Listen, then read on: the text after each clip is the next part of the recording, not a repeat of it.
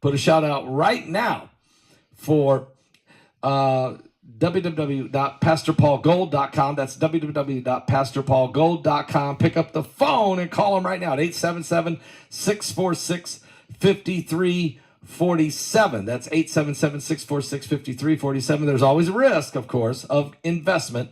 There's no guarantee of any kind. But the folks at Noble Gold, hey, here's what they're saying. Investing feels overwhelmingly right for right now, doesn't it? I mean, it's so complicated, so many decisions. But leaving your money in the bank, that's not that great. It's losing value every single day. So if it's stressing you out, driving you nuts, why not invest smarter with Noble Gold Investment? Go to www.pastorpaulgold.com. Precious metals are simple and they're real. They're tangible. There isn't a company on the stock market that was around 2,000 years ago, but gold was. That's right, gold, a biblical currency. It's always been there through wars, through disasters, through turmoil, through storms, through apocalyptic events. Are you serious? It's reliable, it's dependable, it's authentic. That's why you can't go wrong with gold. Precious metals, they've always had your back. Matter of fact, Noble Gold Investment, well, here's what they're doing. They're giving away this 1/4 of an ounce pure gold coin, gold standard coin, 1/4 of an ounce for everyone that qualifies for an IRA or a rollover, a 401k. You can get dedicated professionals assigned to you immediately. Go there now at pastorpaulgold.com or pick up the phone and call them at 877-646-5347. Tell them Pastor Paul Begley sent you there. All right. Indiana State Police are advising caution ahead of the upcoming solar eclipse on April 8th of 2024, with increased traffic already observed in southern Indiana, particularly along main roads like Interstate 65.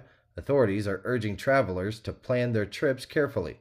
The eclipse, the first since 2017 and the last until 2044, will be visible across the region, with some areas like Jasper, Paoli, and Seymour, Indiana, experiencing 100% totality. Sergeant Stephen Wheels emphasized the importance of arriving early, staying in one place, and leaving if necessary to view the eclipse safely. Additionally, police recommend filling up gas tanks before traveling and packing food and drinks, WDRB has reported. Extra troopers will be deployed to monitor traffic and ensure a safe and enjoyable experience for everyone.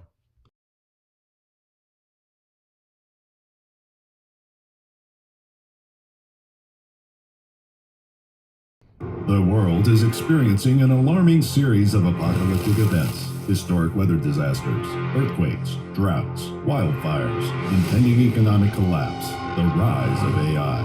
In Revelation 9/11, Pastor Paul Begley and Pulitzer-nominated journalist Troy Anderson investigate if these are the true signs of the end times. Is this the final meeting of current events and prophecy referred to in the Bible? Revelation 9/11. Order it on Amazon, Barnes & Noble, and Target.com.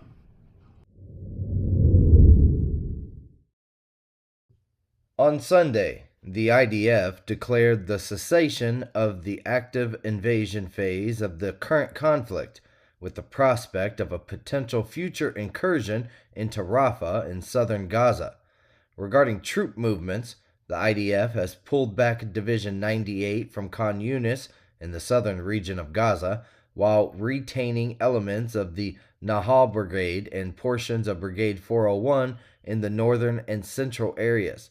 Despite assertions from a senior IDF figure that this decision was unrelated to United States influence, its timing immediately following the tragic incident where 7 humanitarian aid workers were killed by the IDF. The decision was made less than 2 days after Israel opened the Erez crossing and the Ashdod port to transfer humanitarian aid, Jerusalem Post is reporting.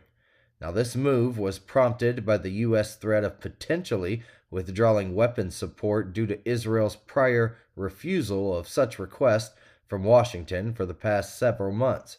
Importantly, this decision allows Palestinians to freely move within southern Gaza and Khan Yunis, potentially creating a vacuum for the return of Hamas governance. However, the IDF is maintaining a blockade, cutting off northern and central Gaza from the south.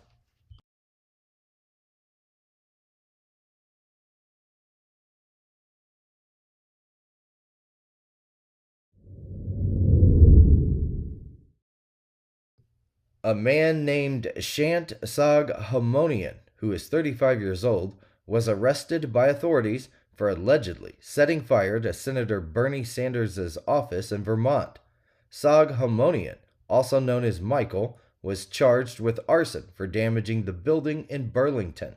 Surveillance footage captured him spraying a liquid and igniting it near the office door before fleeing as the fire spread. Fortunately, no injuries were reported, but the incident disrupted the office's operations. Sanders expressed gratitude for the prompt response from law enforcement and the support received, CNN reported. If convicted, Sagamore could face significant jail time and fines. Burlington Mayor Emma Stanek thanked law enforcement for their swift action and offered support to Senator Sanders' staff.